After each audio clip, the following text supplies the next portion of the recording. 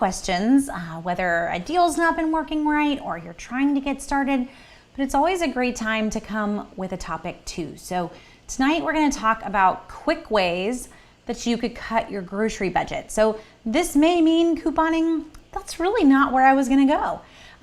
Yes, using coupons is a huge way, but there are some much smaller things that you could do that would have a pretty quick impact on how much you're spending on the grocery store, in the grocery store. And I want us to think about that because October and going into November, these are great times to make those quick changes and feel like the rewards, you get to reap them right away. I get to have more money for the holidays. I get to have more money towards my Thanksgiving budget. I get to have, kind of just a general increase in what we have towards our savings. So that's the perk of going ahead and putting some, just quick touches on what you're grabbing, where your limits are, maybe, hey, we're not going to get this, and this month. That's what I would encourage you to think about as we go through. So if you've got some things that you've tried to cut from your budget or that you regularly cut when money gets tight, those would be great things to chime in if you've got them, and just stick them in the comments, help some other folks out. That's kind of where we're going to go. Just some quick things that you could be doing to make some changes. So, and Carrie, no, my husband is telling me that I need to wipe my camera, but I don't have anything to wipe it with. So I didn't dye my hair. Maybe it's just that my camera is a little blurry. But no, I didn't. And hi to everyone else. It's good to see everyone that is normally on with us on Mondays.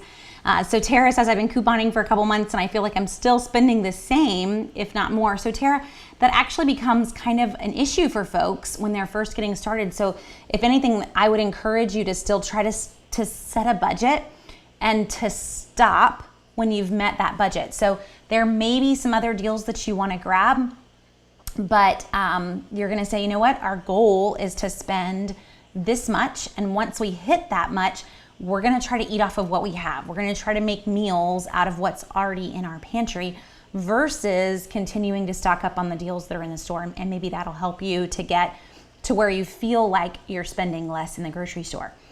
So as we go through it all, that's a big one, is setting a budget and figuring out what that budget is for your family. That's different for everyone. I can't give you a magic number, but maybe it's your goal. How much can we cut from our budget? Maybe it's $50. Maybe it's something really tiny. I'd try to make that a week if you could, not a month. $50 a month is pretty easy to cut from your grocery budget.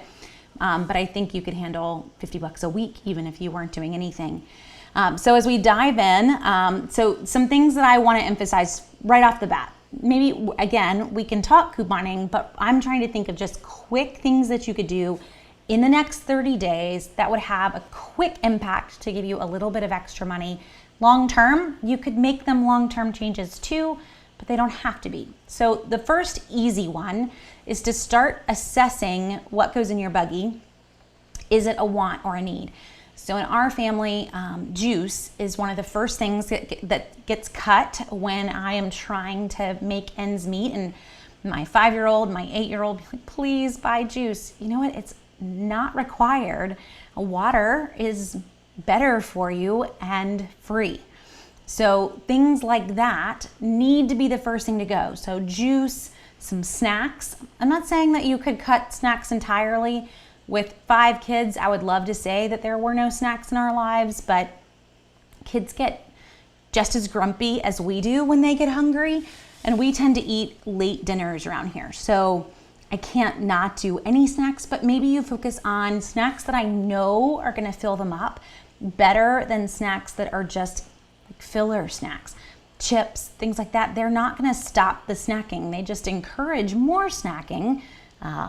Little tip for adults too, but granolas, heavy protein type snacks, they might cost a tad bit more depending on what you're grabbing, but they tend to hold people over longer. So focusing on that, no juice again, and limited snacks, desserts.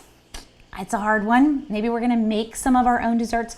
but we're gonna go the whole month and we're not gonna add ice cream to our buggy or things like that. I'm not trying to be the killjoy on everything, but when it comes down to what could we cut that in the end does have an impact on that total that you owe, that's one of those items.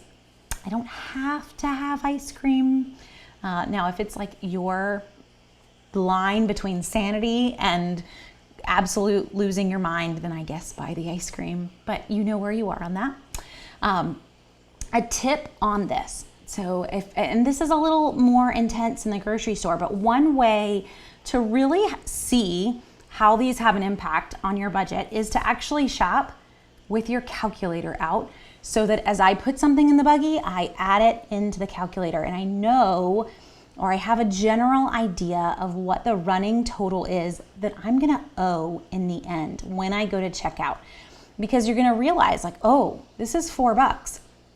And you start to pay attention to those prices a little bit more than when you're just, throwing things in the buggy. You're like, hey, it's on sale and I've got a coupon and I'm not really thinking about its price anymore because I felt like I was doing a good job. I bought it on sale and I used a coupon even.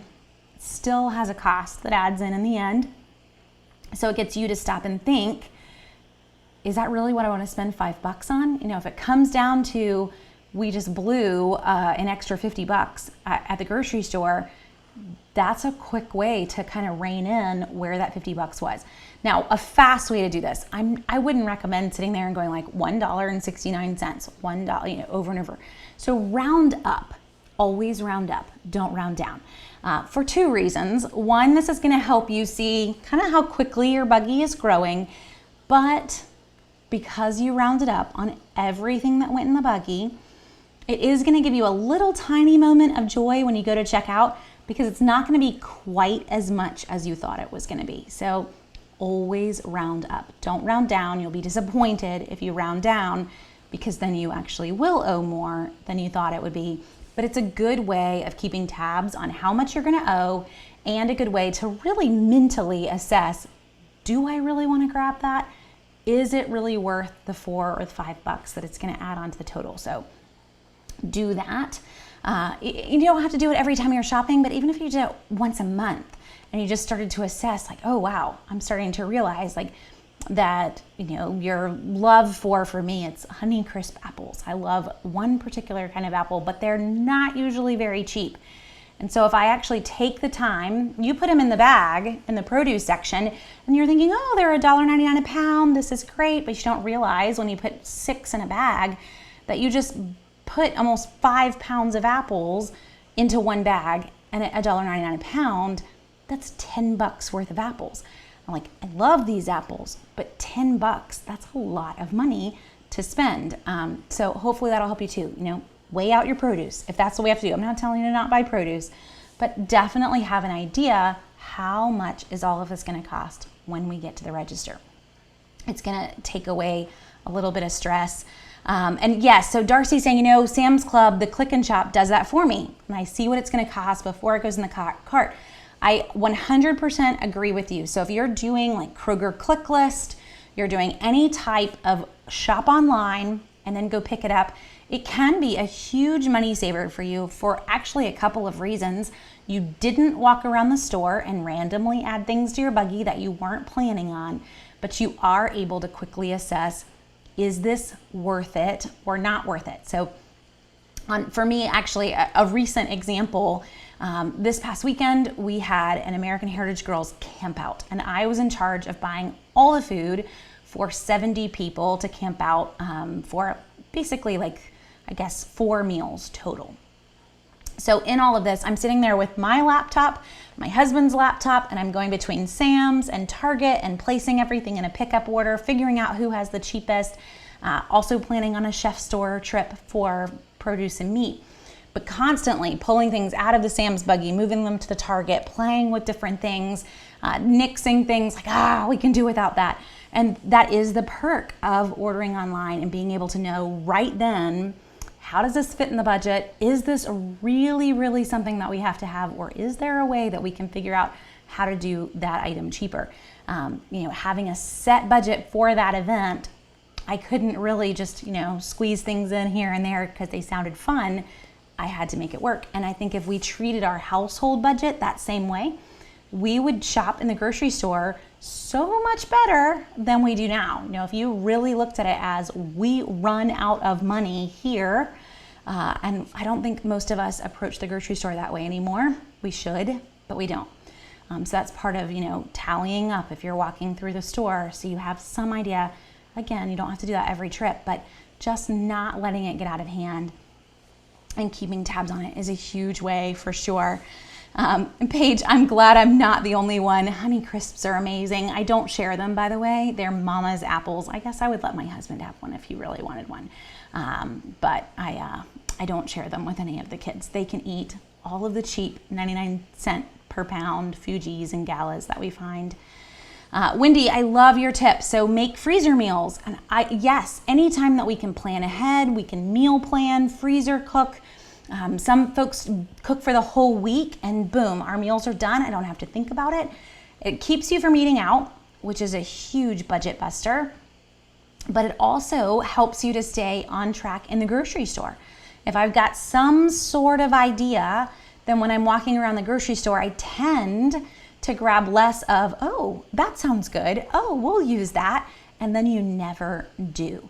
So if you are shopping for a meal plan and you know what that plan is for the next week or 2 weeks, then you tend to grab less that are possibly splurge items, or you just thinking that, yes, at some point I'm going to work that in.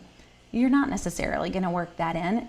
Definitely not if it's something that you rarely use in the first place. So it's one thing if we see that something's on sale, and we see that something's on sale, and then we are going to go and try to just grab the items that we regularly use when they're on sale and stock up on those items. That's great. But if we see things that are on sale that we never use, and you think, you know what, it's a great price, I'm gonna grab this now, that's not gonna change the fact that you never use it. So you need to focus on stocking up on what's on sale, but only stocking up on what you will use. And that's where the meal plan can come in. It's helping you to stay on track with what you will use, what you will eat, and freezer cooking is the same way. Along those same lines, whether you're a freezer cook, however you plan your meals, another huge way to save money is always eating your leftovers. And we are guilty here. I can't count the number of things that get pulled out at the end of the week because we saved them, but nobody ever ate them. And that means for us, we're guilty, and I need to make sure that it's something that we're focusing on, and you too. But that leftover whatever needs to be worked into your meal plan. So if you are regularly having food that you're not eating, that's money, and time. You took the time to make it, but the fact that you're throwing it away, you bought it, and now you're just chunking it because you didn't eat the leftovers. Make them into something else. So if you hate leftovers, rethink what they are. If we've got leftover chicken, let's turn it into fajitas. Turn it into a chicken casserole of some sorts. Leftover, you can figure out how to get creative if you need to, but throwing away leftovers, that's just throwing away your money. So I am totally preaching to myself on that one too, because we all have those things that they just get stuck in the back of the fridge and you never get to them. You need to plan a leftover night. So even if you just do it for the next 3 or 4 weeks, we are going to hardcore eat our leftovers. Eat them for lunch, have a leftover night, you can work it in, but just attempt it for the next month. That's saving you a whole meal that you don't have to cook, but it's definitely going to save money. Doesn't feel like it is, but just trust me on this one. It's gonna save money. Try your best, and you'll be much happier in the end.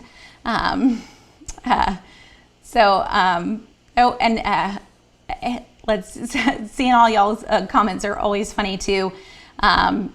Let's see, is there a way to save on spices that you rarely use? I want to try making pumpkin bread, but I needed pumpkin pie spice. So Paige, it's a great question. Honestly, the best way to save on those particular spices is to buy them after the end of the season and then to store them. And I'm not sure, I saw some people chime in on their comments on that too. But one tip with spices is to store them in the freezer. So spices aren't really meant to be stored for years and years. You'll get folks that are very high-end chefs that will tell you, oh, they've lost all their flavor. I don't know that I would notice. You may not either. But if it helps, storing them in the freezer, storing them in airtight bags can help those spices to last longer. So if I am going to grab them on clearance, or I grab them for one particular recipe that maybe I'm not going to make again until next year, then I could vacuum seal up the rest of that spice. I know it's in a bottle, but you can stick the bottle in a vacuum seal bag and vacuum seal it so it's kind of airtight all over again, and then keep it in the freezer until you're ready to use it again. It's just a way to store it. For other spices, sometimes it's looking at what the ingredients are for that particular spice. So sometimes when we go to buy a spice, it's really a blend of other spices. An example is like one that we've been making here recently is curry. So you can buy a bottle of like curry spice, but curry spice is really a blend of a few different spices that you may actually have already a number of those. So I would be Googling page like, alternatives to pumpkin pie spice or DIY pumpkin pie spice, and see what you can find that shows you all the inside ingredients of that spice instead of buying a blend. And that is always cheaper than, in general, the individual ingredients are always cheaper than a blend of ingredients. Definitely if you start to hunt them. And one little tip on general spices, not blends, I don't think this one you would find it in this section anyway, is to look at the international section. Sometimes they're right next to your normal McCormick's and other spices. Badia is the brand that our stores have, but that international spice section, sometimes in the Mexican section, same exact spices, but the prices will be almost 50% less. So look there, see what you can piece together from those spices, and you'll save a chunk too.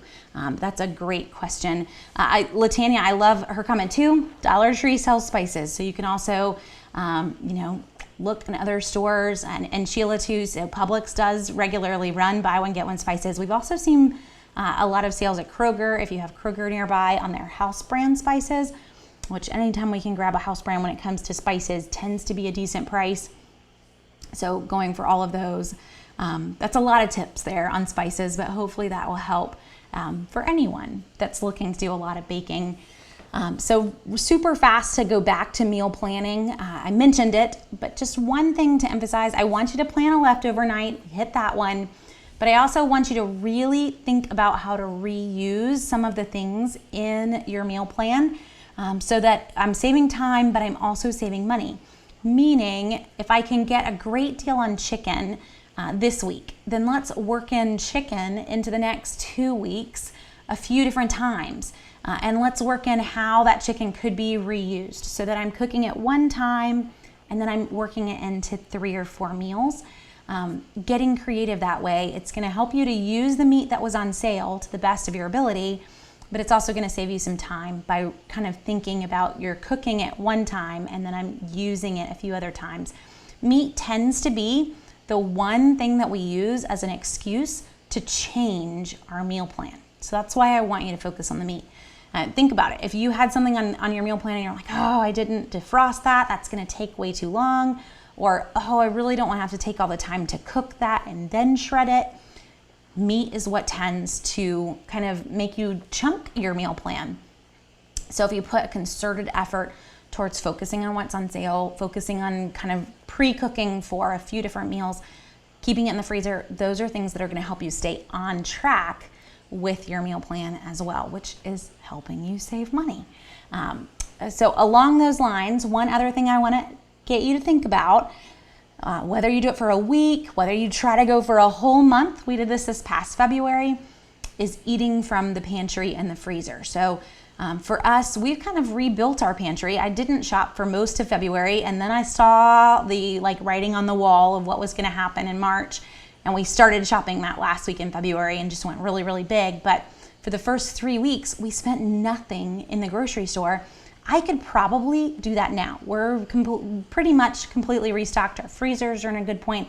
We could probably take the next month off, only needing to buy milk and fresh fruit, maybe bread. My kids will be very sad to lose their bread. But if that's all we bought, that would be pretty sweet on our grocery budget. So if you could handle that, this is a great time to do it. We're in the middle of a month, but if you think about it, between now and the middle of November, you don't really have a lot that's big. Our holidays start after a month from today. So if you spent the next 30 days, mid-October to mid-November, trying to eat off of what you had, you could do pretty good without a lot of big events getting thrown at you or parties that you needed to bring something to. Not that we're going to have a ton of those. Who knows what this holiday season is going to look like. But this is a good time to try it. So eating from the pantry, eating from the freezer, to kind of take an inventory of what you have and trying to get creative and use those items. One website that I've mentioned in the past when we have talked about this, just to pull this up and to show you guys, is Supercook. So it's a great recipe when you are trying to eat from the pantry or the freezer. So with Supercook, you actually plug in, and they do have an app now. I don't use their app, but you plug in the ingredients that you have and it spits out what you can make. So this is kind of my go-to. Sometimes I can stand in the pantry and I can come up with ideas, and sometimes I can't.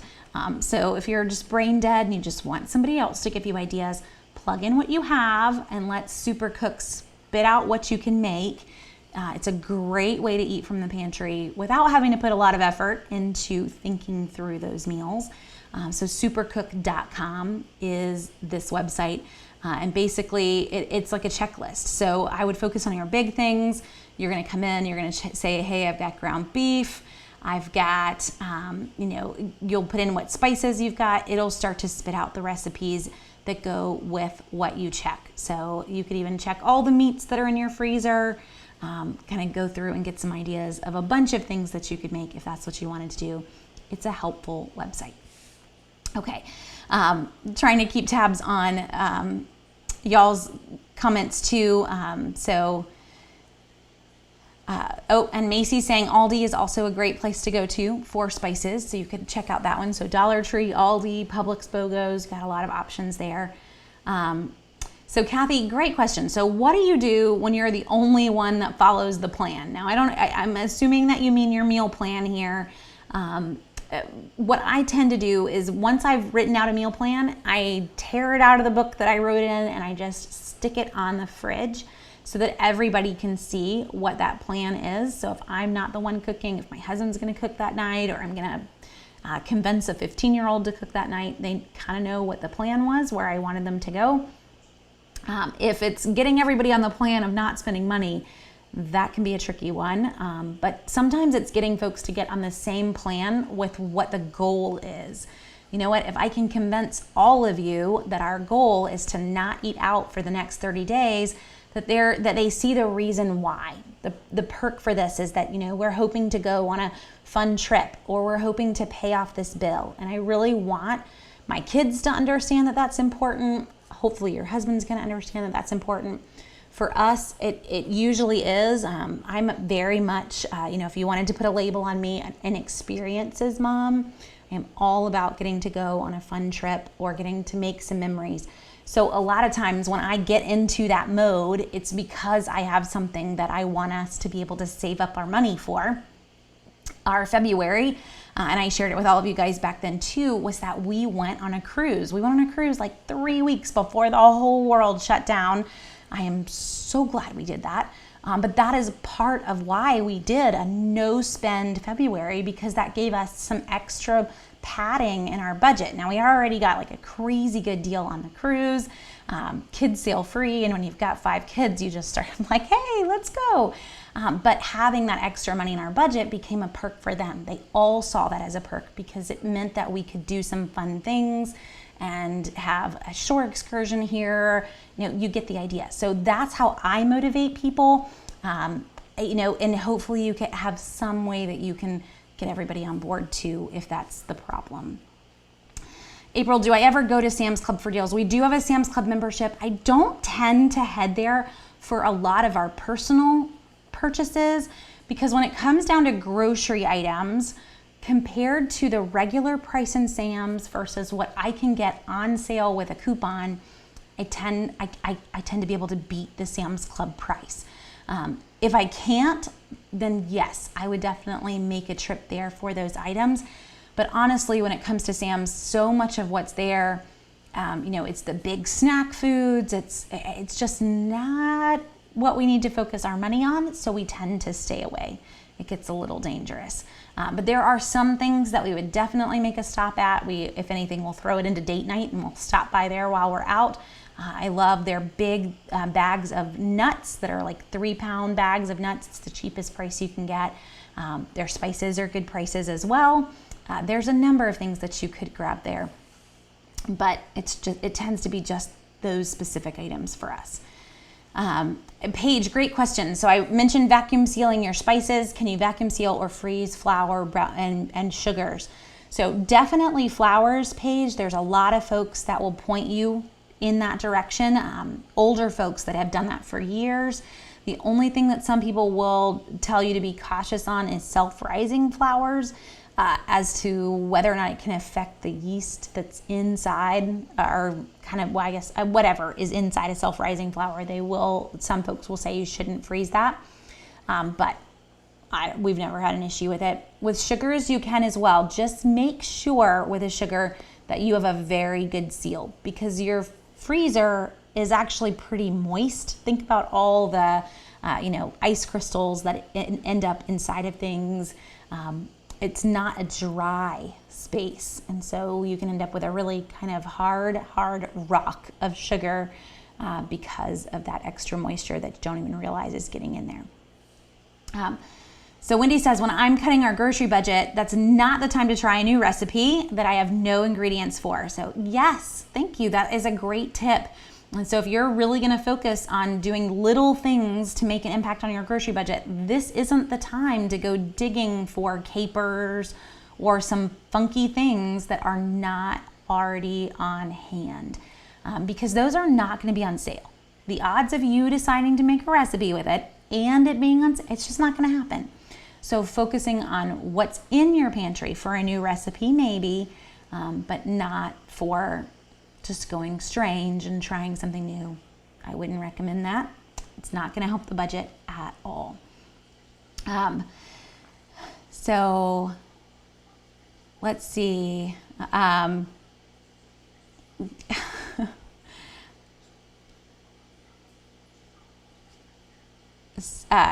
Latanya, anyone else that has had issues shopping their budgets or shopping your pantry? So if you're struggling with shopping your pantry, focus on your meats, focus on just your big ingredients. Do you have pastas? Do you have rices? That would make easy sides. And then start to work in some of the smaller things in your pantry. One tip too, when you're shopping your pantry to make meals, this is your moment to realize the things that you're buying that you're never using. Make mental notes, write them down if you need to try to get yourself to stop buying those things. I joked last week when I did our video for the drugstores that we make jokes about, like, who does the shopping around here? How do we run out of toilet paper? We'll still make those jokes when all of a sudden I have just gone crazy and there's 10 bottles of barbecue sauce, because I don't even realize, like, oh, we have way too much barbecue sauce and not enough of something else. So when you are going to eat from your pantry, try to learn from your pantry too, in terms of maybe what you have been stocking too much up on, and then what you need to do a better job with. And in terms of basic ingredients, this is a good time of the year to focus on those. Lynn is commenting on a deal that's at Walgreens this week, Swanson chicken broth. Super cheap at Walgreens. We've got some, they're 59 cents a can, but there's also an Ibotta offer that's been out. I haven't checked it today, Lynn, but There has been a 75 cents off 2 Ibotta offer that you can pair in with that. So it ends up making Swanson's chicken broth like 30 or 22 cents a can. Deals like that we will continue to see. So as we go into November, starting the beginning of November is when we start to see so many more food sales than we see sometimes the whole rest of the year, because they realize that people tend to do a lot more baking, they tend to do a lot more cooking as we get ready for the holidays. So this is a great time to get your pantry stocked on those condensed soups for casseroles and chicken broth and just basics for homemade soup, homemade chili, quick and easy meals, really, when we think chili for sure, but grabbing those ingredients when they're on sale, this is a great time to do it. And in terms of that, for cutting your budget and meal planning, kind of to put those together, I do want you to focus at least one night a week on going simple. So when you're thinking of your budget, or you're thinking of your meals, and you're going through things, let's not go elaborate. We get in this mentality that we need like a meat and 2 veggies and a starch. We don't really need our meals to be that big. Now, that may feel normal to you, and that may be what everybody would prefer. My husband is not a huge fan of a meatless meal, but he'll do it. So maybe once a week you do a meatless meal. Go with the theme, Meatless Monday. If that, we need to just assign it a fun name. But you could also go once a week with a heavy chef salad, once a week with sandwiches, a breakfast for dinner. These are very inexpensive meals. They're also simple to make, so it's kind of like giving yourself a night off, but they're definitely meals that help your budget. So anytime that we say, you know what, tonight we're gonna just keep things smaller, that costs less. So once a week doing a meatless, once a week doing something simple, that might also work out well if you've got meetings that night or your kids have activities that night. It keeps you from eating out. But it's keeping your budget down too, because you're not trying to make an elaborate meal every single night of the week. So just simple is going to save money as well.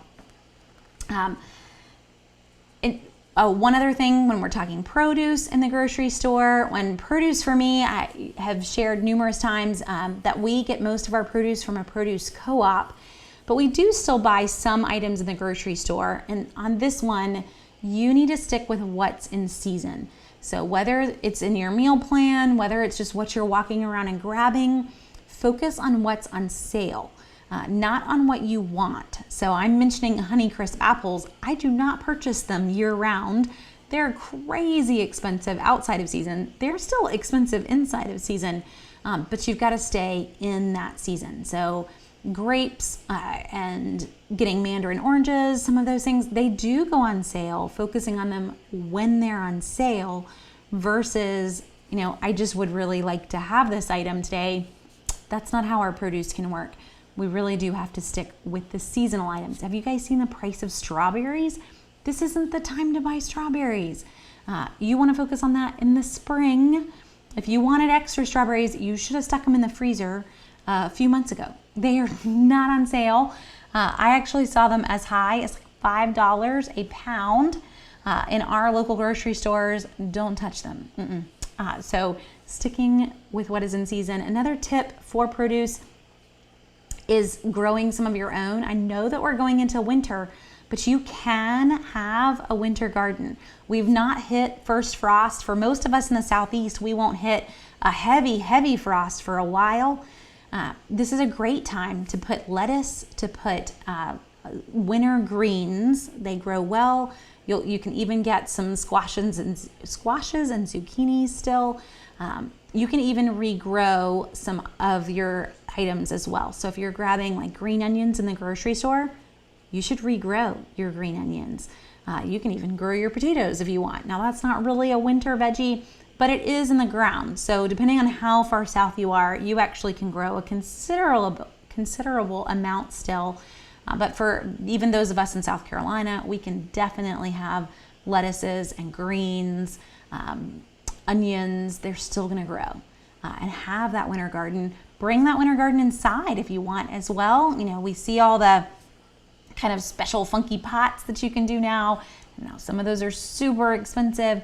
But even if you had 1 or 2 potted plants, you could have tomatoes year round. If you had them inside and in front of a window, anything you grow yourself is saving you money. So do it. It's not that hard.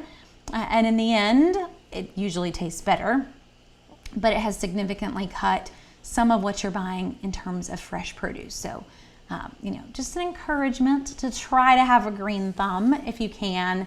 It's going to cut the budget. And that's the goal, right? Every little bit is going to count up.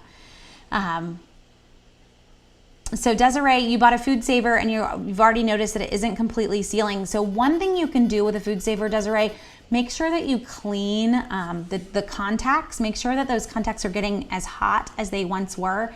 And if they aren't, then I would actually call the company, because most of them do have like at least a year warranty, if not longer, on the general parts of the machine. But just making sure that those 2 heat strips on the top and the bottom are clean is the first key thing to making sure that it's running right. The ones that we have 2 vacuum sealers actually, and it's kind of a long story, but we do have 2 of them, and ours are probably both 4 years more, or I would say old, a lot. They've been around and they've done a lot of vacuum sealing, so you should definitely get more than just a few months out of that machine. And I would just give them a call and see what they could do if it's clean and it's not functioning right.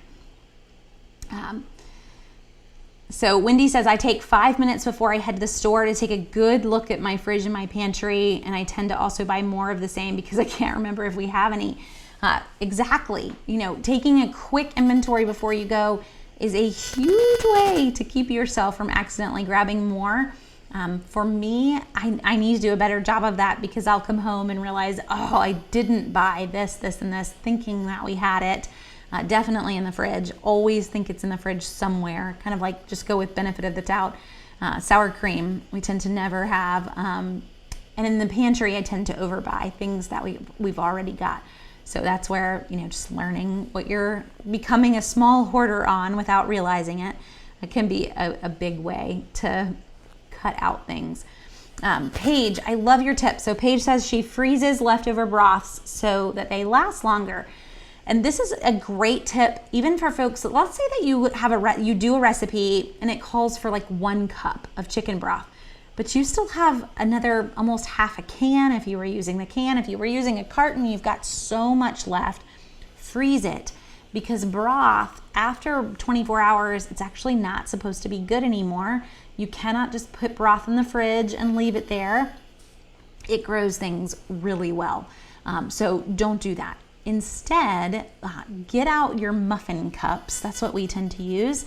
Pour your extra broth into your muffin cups, into a muffin pan, and stick it in the freezer so that you are freezing them in individual servings, basically, and you can then pull them out and use them. So once they're frozen, pop them out like an ice cube tray. You can put them in ice cube trays too, but pop them out, put them in a Ziploc bag, and now you're set for any other recipe that calls for basically a piece of a container of chicken broth. It's a huge way to keep throwing away, or to save yourself from keeping to throw away the same item over and over again that you're not using all of. Oh, that's an interesting one. Jen and Jeremy say most Firehouse subs sell their empty giant pickle buckets. They're nice food grade buckets with lids for only $2. Just wash it well, and it's a great place to store flour, etc. That's a great tip.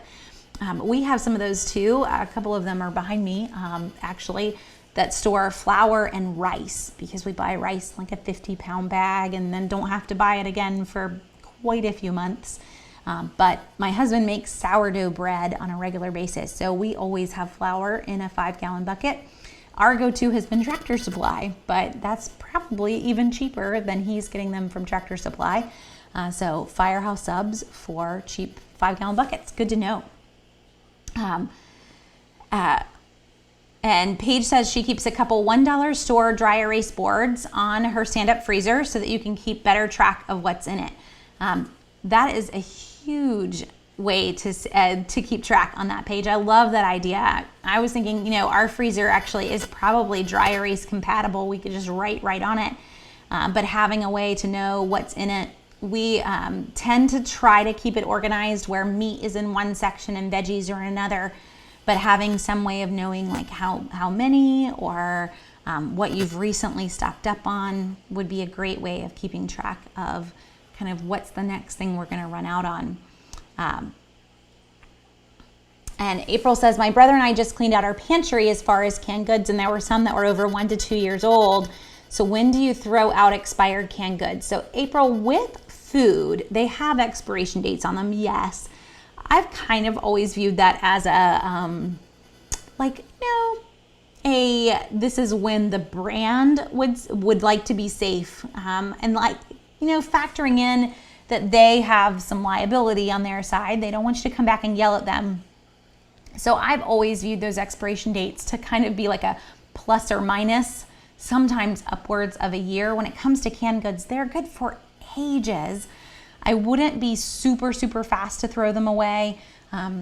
It might depend on what they are, but most of them are going to be good at least a year past their expiration date for canned goods. For bottled sauces and salad dressings, that can be different. You'll start to see them really, really separate out and they won't come back together. That's a larger issue. So if you've reached that point with sauces and salad dressings, they probably have reached their limit. For baking items, if we're dealing with yeast, I had a kiddo who tried to make something in the last, I'm trying to even think of what it was. I can't remember, but she tried to make something, I think it was last week, and we were all waiting around, naan. We were making Indian, and we decided to make homemade naan to go with our Indian food last week, and she grabbed a packet of yeast that had expired in 2018. Yeah, it's dead. Don't even go there. She was insistent that she was going to make this work, so we waited, and like 30 minutes later, we're just going to start over because the yeast is dead. So some items definitely, but canned, you tend to be good for a much longer time. If you want to donate those items, just to warn you, if I do have expired canned goods and I do donate them to a food bank, they will throw them out. They will not be able to give them away to somebody. So if you've got expired canned goods, you just need to eat them. Or if you want to throw them away, throw them away. But I wouldn't even bother with donating expired canned goods because they legally can't give them out. They may be great still to use, but they can't use them. So don't waste your time. I like this one. So Darcy says, since we're in the whole Halloween season, you could go with Torture Tuesday, a fun meal that's different. Maybe it's no meat or it's a cheaper meal. So yeah, you could give it kind of a fun name versus Meatless Mondays. I like Torture Tuesday. Everyone's going to suck it up and they're going to take it. It's a great one. And Janice is saying throw leftovers into a baked potato. That's a great idea. Baked potatoes also are a great addition. So if you've got a little bit of leftovers and you feel like, this is not enough to make a meal with, adding something like a baked potato alongside it, or making some extra rice, giving yourself a starch to go with it helps to stretch those little bits of leftovers. However you want to throw that in, it's a great thing to do. So I love it. So you can also go through and, not have to make things super, super fancy. So sharing that their father was a football coach. He had the whole high school football team over and gave them pinto beans and cornbread, making it super, super simple. It's about having people over, right? It's not about necessarily getting super, super fancy. And making sure they've got food and they're not hungry. We're all good. Same with our family. They will survive, and it may feel like Torture Tuesday, as Darcy's saying, but they will survive. And I love that some of y'all had not thought about the saving around, but keeping ice cube trays is a huge way to go. That's another one too. Just a little tip as we're talking about saving things in ice cube trays. If you do have a summer garden and you get a summer kind of herb garden going, it's a great way to save your summer herbs for the winter. Our herbs won't last in South Carolina, where we are in South Carolina, come winter unless we brought them inside. But more often than not, we plant them in the dirt. So that becomes a little bit of a headache to bring them inside. but taking them while they're fresh, chopping them up, and storing them in an ice cube tray in water, they are perfectly still usable for any recipes that you wanted to, and they're going to taste just like fresh herbs. And you didn't have to buy them in the grocery store. So using your ice cube trays for your broth, for your herbs, can be a huge way to save on lots of things. And then putting them into those Ziploc bags once they're frozen. We did this for baby food. We never bought baby food. We always just churned up whatever we were eating, froze it in ice cube trays for future meals. Okay. So do I recommend a particular model of the Food Saver? Wendy, personally, I would point you towards the more expensive models. I don't feel like that's helping you save, but they do make a tiny, tiny flat model. We've tried that one. I've never really felt like the tiny little flat guy actually gets I don't feel like it has as much suction as the taller ones do. I've just never been very happy with it. So I would go for the more expensive model. It's a taller unit, and we have a couple of them. They work great. I don't know that there's a particular number that you need to look at. In terms of sales, sometimes going directly through foodsaver.com, they do have refurbished units that still have warranties, and looking for sales there. Keep in mind, this is not necessarily the year to get like the best price we've ever seen on a Food Saver, because everybody has grabbed them this year.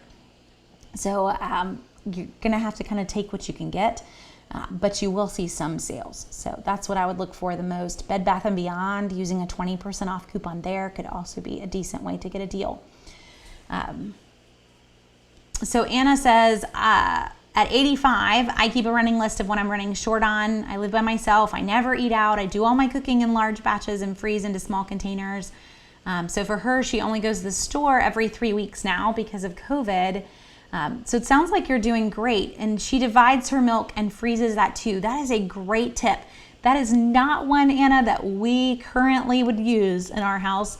But I do remember a time before we had children that milk would always go bad before we could use it. And that was even a half gallon. A loaf of bread would go bad before we could use it. So taking advantage of your freezer, even for bread and for milk, you can store bread in a freezer and pull it out when you need it. And you can definitely portion off your milk and freeze that too. So when we freeze milk, it's because I need to buy a lot of gallons to get us through until the next time we go to the store. Freezing milk is super easy. You can actually freeze it in the container if you wanted to, if you're like us and you're trying to stock up. But you could definitely do what Anna's doing and divide out that milk, freezing it so that you're saving it for later. If you are just living alone, or it's you and your husband and y'all don't drink milk a lot, you're using it for recipes or you're using it for the occasional coffee, then that's a huge way to make 1/2 gallon of milk last long past its expiration date. Because when I stick it in the freezer, I'm freezing time. When I pull it out of the freezer, however long it had until it expired, that's how long you still have. So if you put milk into the freezer and it had 7 more days left until it expired, when I pull it out, it has 7 more days left until it expires. So it's actually pretty great. And I love that idea. And I live in big family mode, and I, in a sense, forget how that would totally apply to someone that didn't have 5 people constantly drinking milk running around. I love it. So, and then Jen and Jeremy, I've never been successful with storing shredded cheese. Any tips? We either keep it too long in the fridge and it goes bad. So you can freeze shredded cheese as well. However, it will only be good for baking. Beyond that, shredded cheese bought from the grocery store, if you don't open it, it's actually good for ages. If you look at the bag, you'll notice like 6+ months until it expires. But this is one where I would actually encourage you to work your cheese kind of into I'm buying for a meal plan. Because really when it comes to cheese sales, we see cheese on sale, a different brand every week. So Kraft is buy one, get one this week. Sargento's buy one, get one next week. The house brand is on sale the week after that. So if I am totally shopping just for a meal plan here, I could not necessarily have to stock up on cheese, but instead say, okay, I put pizza on the meal plan. I put a chicken and rice casserole. I know that takes some shredded cheddar cheese. and I could kind of walk through where I would need those specific items. So if those are kind of your all-time fail, we can never get these right type items, then trying to shop specifically for what you need that week, and potentially freezing some so that you had like a backup. You didn't call it right and you needed it. If you need it for a casserole, being from the freezer is going to work good. And you're saying it turns into a brick of shredded cheese. You can just re-shred it. So sometimes just freezing the bricks might be easier for you too, but you can re-shred it. You could stick that into a food processor and it would quickly break up if you wanted to go that route. But that's going to help you probably get to where you're not throwing away some cheese that you didn't use. Is just grabbing it when it applies to your meal plan. And Nadine, I wish I could, you just tape that section for your son. I just saw your comment on that he needs to hear me say we only buy it in season. And honestly, with that note, another huge way to cut your grocery budget is to shop alone. I'm incredibly serious on this. Taking the kids with you, they're just gonna beg you. They're gonna make you feel guilty through half the store that you're not adding in items. Shop alone. Even not taking the husband, if that's what it is, or whoever's doing the shopping, that the other person doesn't come, because it helps you stay focused on what you need. When we first started couponing, I would do, and started Southern Tapers, I used to do Friday finals, and I would share a picture with you guys every week of what we bought. Kind of wore me out. So I stopped sharing after a while, having to come home and always line it up and take a really pretty picture of everything lined up. But when we would do it and my husband would be with me, I would always tell him, I'm sorry, you have to have your own Bucky. Your items, they're not getting counted into my total. I want you to realize how much this is gonna cost. And maybe that's what you need to do if you are shopping with your spouse, getting them to realize, but they tend to not be in the grocery store a lot. So if my husband does come to the grocery store, it's like a whole new world for him because I always do the shopping. I'm not saying he doesn't, he could do it, but it's like all of a sudden he's realizing like, oh, these products exist. Like, whoa there, these products cost money. So shopping alone is gonna help you stay on budget.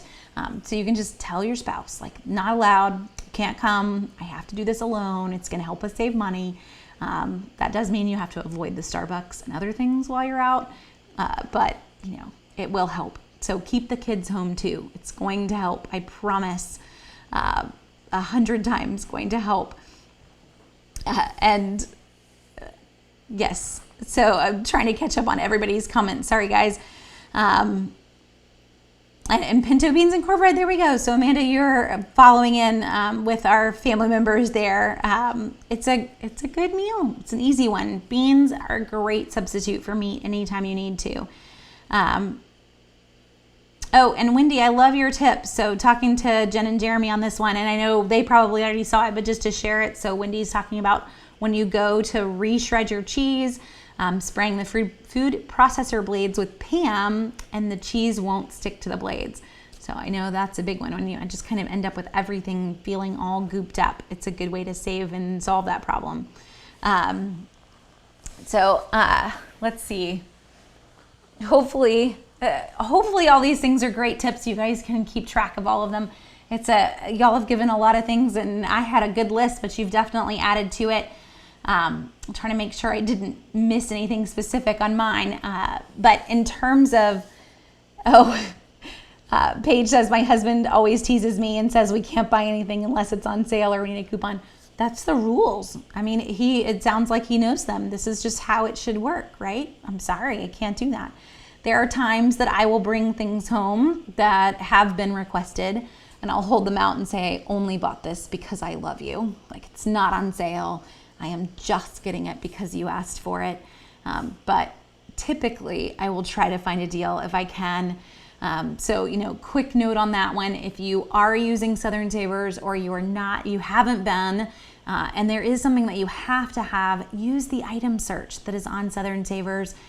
This is super easy. You plug in what you're looking for, and it will tell you right then everything that is on sale for that item. So if you're, needing specifically a deal on sugar or a deal on cheese, as we're talking about cheese, I can hit the button. I will find every current deal on cheese. I have the item search set to only search the stores that I shop in. You can do that too. So if you head up and you edit your profile, which is in the top right-hand corner. So for me, I shop these 6 stores. Now it is going to return anything that has the word cheese in it because that's how I did it. But you could type in shredded cheese and it would do the same. It would just specifically show you cheese. But you're going to see every store's current sales on those items. And it's a big help. If that's something that you need this week to not feel like you have to go hunting to see who has the sale, you're going to know it. So use the item search when you need something very, very specific. Oh, I love it. Wendy says her son will ask if you'll check if you can get a particular thing on sale, and then can he have it if it is. I think my kids are kind of in that same boat, Wendy. They'll always say, Mama, when will Pop-Tarts be on sale again? Like that's their way of wording that they want it. They no longer say, I want this or buy this. It's when will it be back on sale?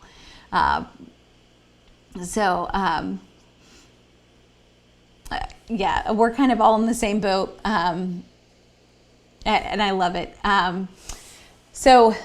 Mindy says, I joined Sam's recently and they got ground beef for $2.98 a pound. And when it comes to meat, hunting around and finding who has the best prices is a great way to go. That's their everyday price.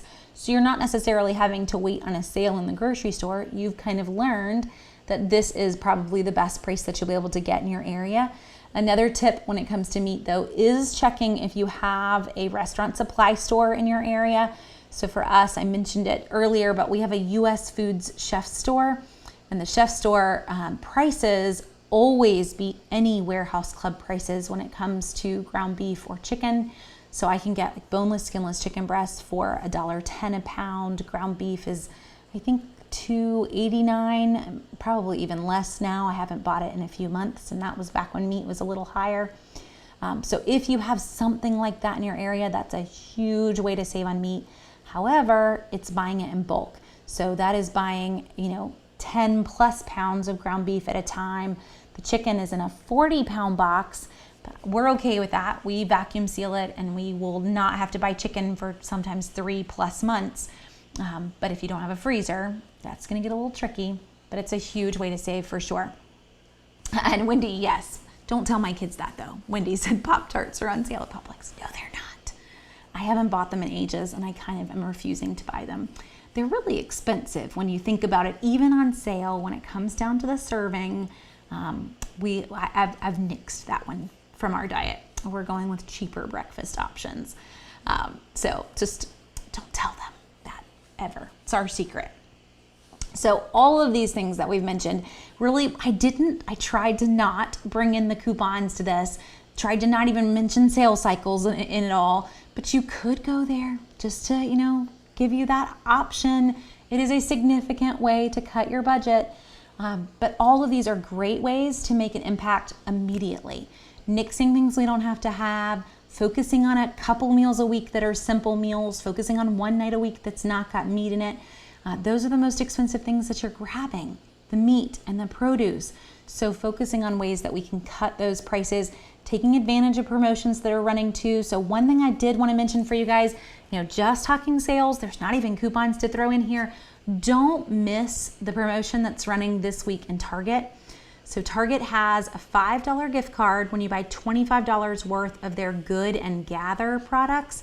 And there are a lot of Target Good and Gather products that are great prices for their basic just ingredient items that you would need. So Good and Gather, it's a brand that they're really replacing Market Pantry and Archer Farms, so that those brands, they really won't exist anymore on the shelves. You'll see that they clearanced a lot of them out, and they've just replaced all of them with Good and Gather.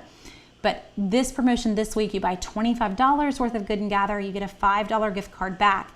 But if you focus on those items being, just some of the basic things that you need. So to give you some examples, this is canned tomatoes, 49 cents a can. That's a great price for canned tomatoes already, 49 cents a can. It's kind of right there with the Aldi price. But you're gonna grab $25 worth of canned tomatoes, or kidney beans, 55 cents a can. So my husband was saying he wanted chili things. Like, great, I can get you chili things. This is a decent price to stock up on, but you're additionally getting that $5 gift card back when you grab those items. You will find that there are some items on sale as well, but really I would focus on the things that we don't see on sale often, or they're just basic pantry staple items, and then taking advantage of that gift card that's running. So that is in Target, and it's not a coupon, it's actually just a sale. So you could really stock up if you wanted. You would get the gift card multiple times, which is pretty sweet too, because a lot of the food deals that we see in Target are typically triggered by a coupon. So you're limited on the number of times that you can do that particular promotion. This one, you're not. So as we're talking about stocking up, no coupons required there, really, just taking advantage of the Target deal that you want. And Paige, can you do that with a pickup? I'm pretty sure you can, but let me do a quick little Target search here. They haven't, most of their gift card deals lately have all applied online and in store. So having a hard time imagining, yes, you can. So they are all fully running for a pickup order as well. So it's right here. Just spend $25, get a $5 gift card with same day order services. So pickup or same day delivery. I just pulled up coffee, but any of those items, the only hold up with pickup is that deal is actually good on anything that's Good and Gather. So for example, they sell, I just took a bunch of pictures in Target, but you could literally grab shrimp. You can grab frozen veggies at 99 cents a bag, but these types of items I would not be able to get with a pickup order because Target doesn't let us do frozen or refrigerated items in pickup orders, or not in most areas anyway. You may live in a special area, but most of us cannot add these items, but you could definitely go canned and packaged for a pickup order and take full advantage of the sale in Target if you wanted. But the fact that those are already just regularly 99 cents, that's the sale price that we would get for national brands in the grocery store, and you're gonna get a gift card back. So take advantage of this one this week. As we get closer to the holidays too, Target always gives us coupons off of any meat purchase, any grocery purchase. So look for those in mid-November and then again in mid-December, and take advantage of those when Target runs them. If you live in a magical area and your Publix accepts that as a competitor coupon, then do that too. Not a lot of us get that perk anymore, but some areas do still accept Target as a competitor. So by all means, take advantage of it when it's a coupon and go crazy. So yeah, most of us can't for fresh and frozen. I don't even know that any areas can right now. It is something they plan on adding. I don't know if y'all have noticed, if you're regularly in a Target, they're nixing the Target Cafe permanently. And they have now revamped the Target Cafe areas in most Targets to be their holding area for cold and frozen items. And so you can tell that it's on the plans, but it's not right away.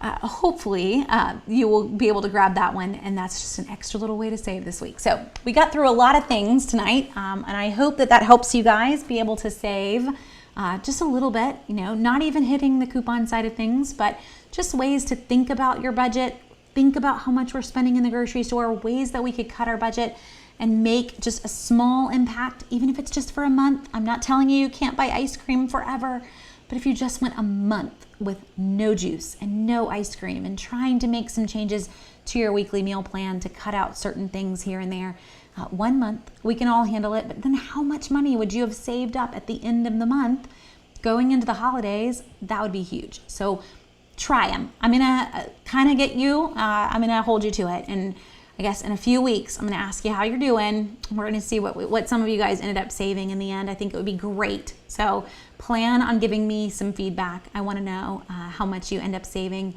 just for a few things that you implement. You don't even have to implement them all. I'd say total here, we probably easily hit 30 different tips. Just implement a few and see how much it saves you. So I'm going to go ahead and hop off here. I will be back tomorrow at 2 o'clock with our drugstore deals. And I do plan on shopping this week, so we'll be back on again on Wednesday with all of the deals that we grabbed at Publix. So hopefully you can catch either of those live or later and get some ideas of what to grab in the drugstores and in the grocery store. So thanks for watching tonight. We'll be back same time next week, always Monday night at 8:30, and kind of mapping out what our schedule would be. I don't necessarily have a plan for next week, so if you've got something that you've wanted us to talk about, shoot me a message, send me an email. I'd love to get some ideas. After next week, I can tell you November 2nd, so 2 weeks from now, we're going to talk all healthcare. Ways to save on medicine, doctor's visits, and health insurance, because that's when open enrollment will start for everyone to be switching their plans. So that's 2 weeks out. Next week, it's up in the air. You guys give me some ideas. I'd love to know what you could or what your questions are, and we'll go there for next week. So y'all have a great week, and I will talk to you again very soon.